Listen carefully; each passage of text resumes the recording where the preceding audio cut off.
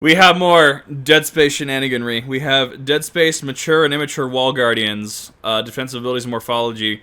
I need to see how he starts with the feet. That's all. That's my first and only question. One of the more disturbing creatures you will encounter in Dead Space isn't even going to be one that chases you down. It's not going to be a creature that constantly regenerates, and it's not even going to be one made of multitude of bodies. No, the more unsettling one is going to be the Wall Guardians, as the moans of the creature are actually going to portray the reality of the situation this unfortunate person has been forced into. But what exactly caused this person to become such a twisted and disfigured version of their self? Let's jump into the lore and biology of the Wall Guardian. First, they became biomass soup, and then the marker said, "You take defensive position there," is effectively how that went.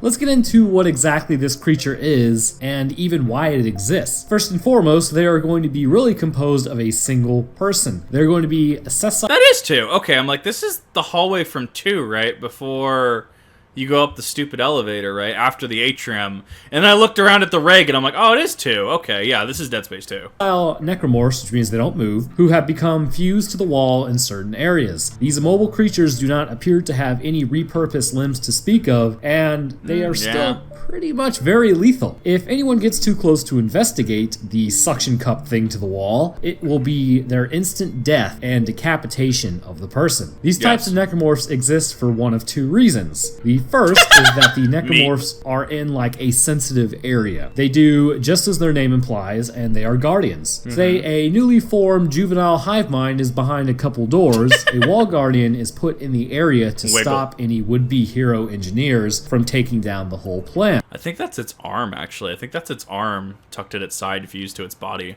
They will guard and ensure the safety of the necromorph in the area. The second reason is really much less cool. They're just obstacles. I feel like sometimes the marker likes to screw with you and make you think that there is something in the area worth protecting, but really it's just a form of hand crowd right there, control. yeah. If you were to get a group of survivors running through an area and a guardian was located there, odds are they are not going to be making it out intact. No. So, how does a wall guardian even come to be? Great question, random viewer. To answer that though, we need to learn about what the corruption is. Think of corruption as a readily available biomass. It also serves many of... It's literally the flesh that hates. If you've never played Dead Space and no SCPs, literally the flesh that hates. It is just biomass broken down and repurposed to become environment and terraforming.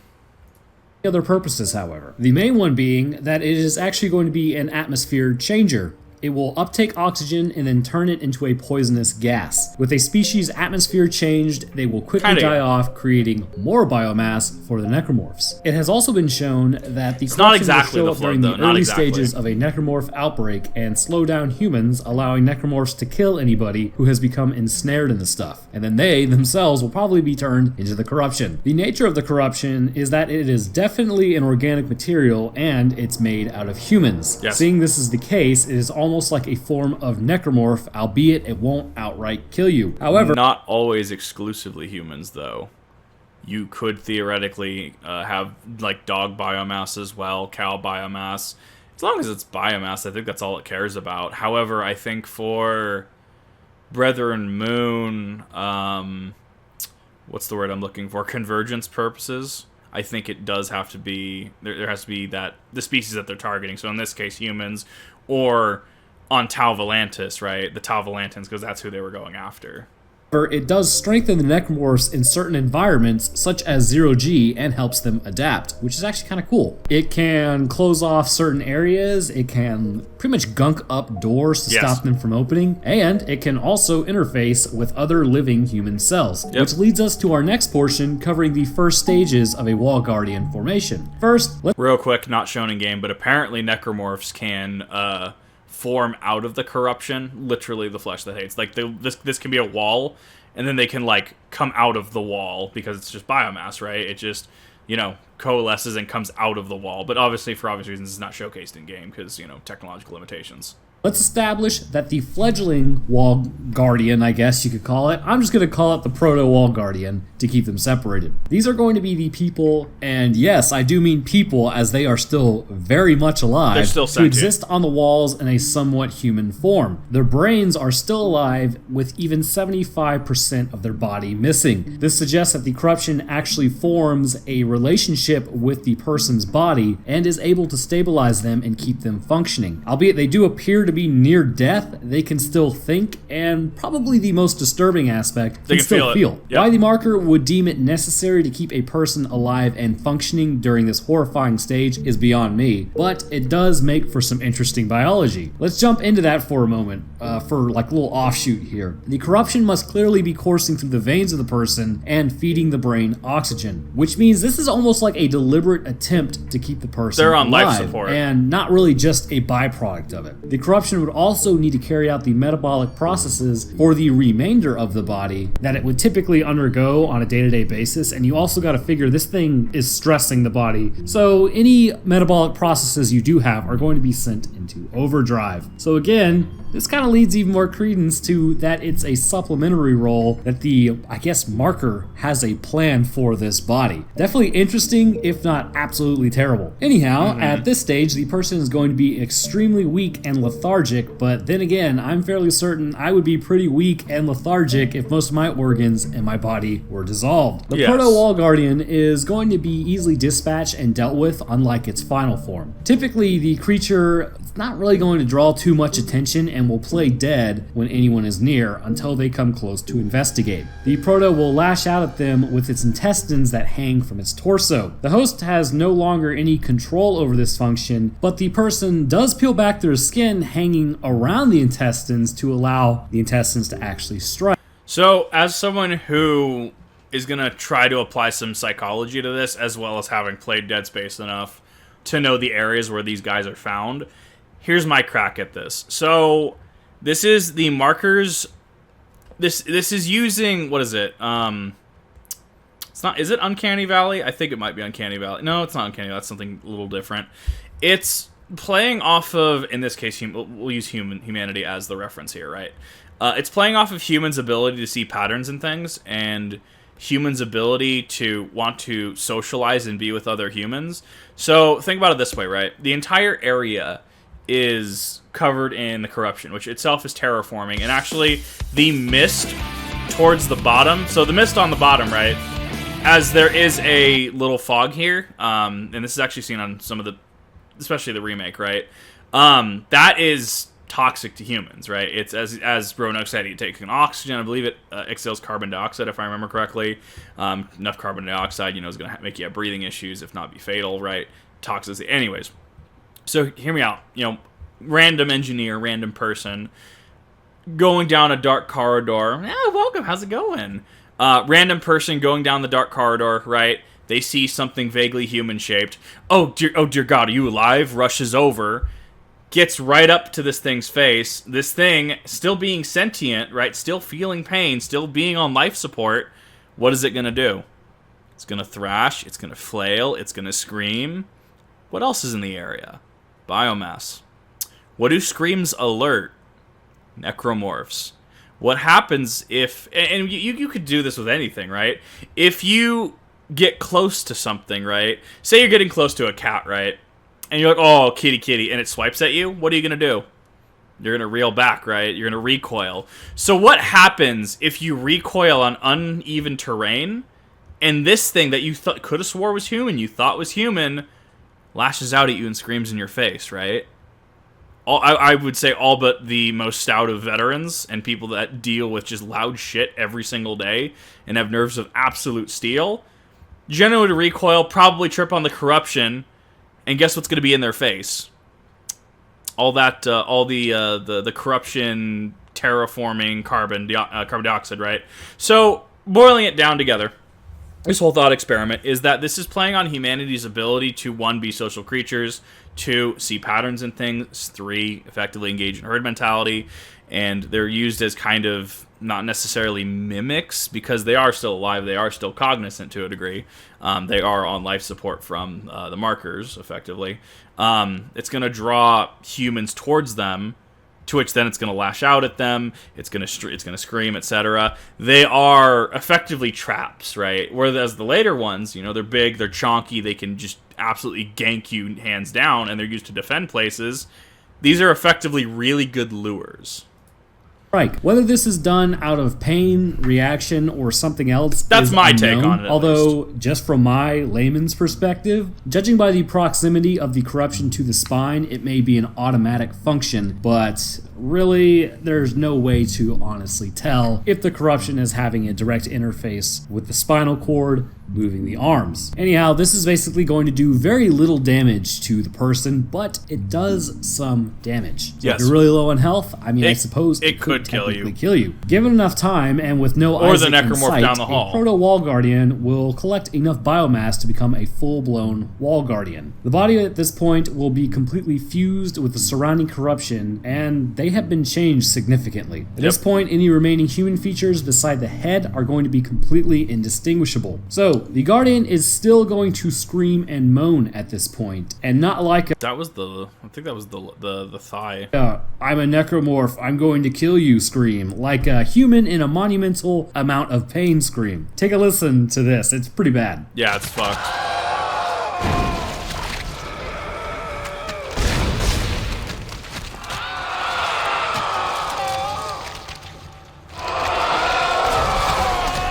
Yeah, basically sounds pretty painful. This says to me that even still, the brain is somewhat functional and able to feel what is happening to it. Really, the only thing I could think of that would rival this literal hell is going to be the case of Private Jenkins when he was infected by the Flood in Halo, but only half infected and had to live through the experience. As you come in Private Jenkins' story, from what I remember, is absolutely fucked. To the room, first and foremost, the thing you it's will a good game. There's a reason I do a the yearly sheer run. Size of the Wall Guardian. Earlier, it was just some skinny dude tacked to the wall trying to smack you. Now, it is a large creature weighing several hundred pounds, and since that's a generalized term, so I feel that's the vestigial arm.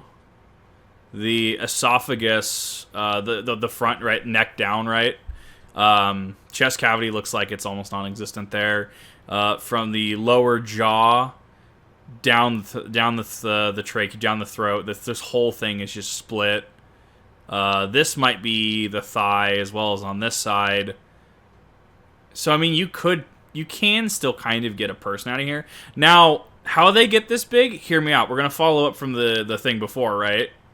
It is SCP, the flesh that hates, in essence. I mean, if you haven't played Dead Space, think along those lines. You're kind of there. So remember how I said that, you know, the tiny guardians were used as lures, so to speak.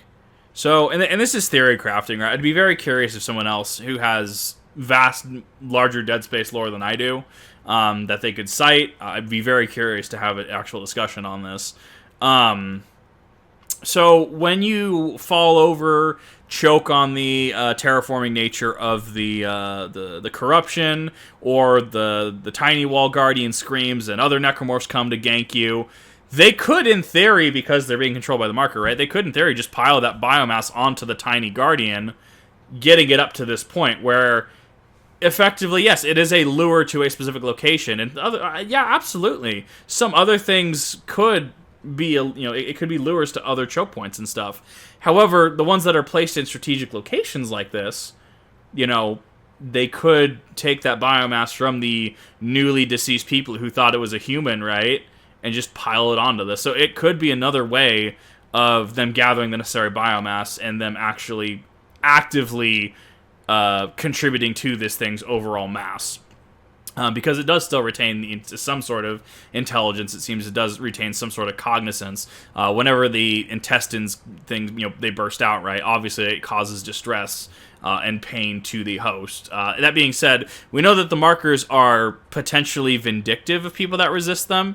I watched a video, maybe it was Roanoke, I can't remember. The exploders have a split head, and they are apparently still cognizant, and they are the only necromorph that can be seen chattering to each other, other than technically the raptor ones, the velociraptor ones. But that's a different thing entirely. So what the theory there was that the exploders were the people that tried to resist the markers, and thus they were punished, quote unquote, by becoming exploders to just explode. weighing Stalkers, several yes. hundred kilograms. That's right. I'm going international. There are many things that have changed at this point. The human arms have disappeared completely from the Wall Guardian by either reabsorption or atrophy, as they served no purpose I think they just with got the reabsorbed. corruption. The head has been heavily altered, and pretty much the lower jaw is going to be completely removed, with Gone. most of the neck disappearing as well. Although there is still somewhat of a neck, as the trachea is exposed, which leads to the wide open thoracic cavity. There sits a sac that houses a couple of things. The first is going to be the tentacles that further anchor the creature to the wall, Yep. which are brought out should anyone get close enough. It also houses a razor-sharp tentacle made out of intestines and probably some form of bone that will take out anyone who gets too close. The sac is also able to spew out a type of embryonic spawn known as pods. What are pods, you ask? Well, I would be happy to tell you. A pod is going to be what appears kind of like somewhat of a person. Now, I'm not certain if this person was killed and absorbed into the sac, or if the corruption actually makes these things automatically. It's probably biomass that was deemed less effective and less desirable, and then just made into these pods. When a person is too far from the tentacles to reach, the Wall Guardian will push out these pods for ranged attack. Because you can see a head, you can kind of see a mouth, you can see some of the vertebrae. Obviously then you have the entire inside, but this is just muscle and bone. A heavily distorted mouth and a pair of eyes can be seen on the twisted version of whatever this thing is. The tentacles appear to dig into the spine of the embryo and fling sharp vertebrae at you. It will throw with such a force that it is able to pierce rig armor. The pods are then filled with some explosive yellow fluid that exists with like the exploders and all of like the necromorphs. I will be doing a video on that liquid when I figure out what it is. Upon a person getting too close to these things, they become grenades. They will explode, tearing apart anyone near them with shrapnel from the bones. Yes. So, what does it take to put down a Guardian? Well, as stated, if you get too close, it will take you out. But if you take a step back and wait for the intestines to come out, that kind of like anchor it to the wall, at this point, it pretty much just becomes target practice. Shoot the tentacles, and it's like shooting the limbs off of a necromorph. It'll knock it out so you can pass. Short on time, don't think it's a threat, think you can sneak around it? Nope. The Wall Guardian sees all. If you try to get into its face too quickly, it will remove yours from your body. Wandering too close is an instant death, no matter if you were wearing armor or how much health you had. The sharp barbed intestines will shoot out instantly and decapitate a person with little effort. Interesting. It's best just to give this thing the time required to take it apart. Look, all I'm saying is, I imagine if you did a tuck and roll IRL, you would probably make it, but then again, I wouldn't be the first one to try. No. Anyhow, so that does it for this video. I hope you guys enjoyed the covering of the Wall Guardian. If you did, don't forget to hit that like button, and if you really liked it and want to keep up the channel, smash that sub button and tag that Notre Dame bell and stay updated. Per usual, I want to thank the bros and broettes on the Patreon. For our scientists, we have Layla Alizarin, and then we got your boy Master BC. Thanks for the support, guys. At the resident tier, we've got G. Anderson, John Russo, and Richard Muhlenberg. Then with our masters in biology, we've got Adam Hartswick, Andrew Lawson. The reason being because necromorphs, it's all necrotic tissue. Necrotic tissue cannot grow. It can shape it into different things, but it cannot itself, as you're saying, grow. Test tube babies cannot grow its own homunculi. There is a kind of exception in that being the hunter / ubermorph, but that's more of a it can regenerate because science shenanigans. This is all necrotic tissue. Like there's not cellular fission or fusing. Okay, there's not mitosis happening here. Guys, and as always, I will see you all in the next one. Once again, it's a little bit different if you go into the hunter because of how the hunter is made, because it was necromorph tissue put into a living host directly into the nervous system, aka the cranium, into the brain, thus it being its own abomination, so to speak. Yeah, no, I love Roanoke's breakdowns on these. There's a lot. I can't wait for it's gonna be weird going back to Dead Space 1 from Dead Space Remake, because we are definitely doing another Kip Spooktober this year.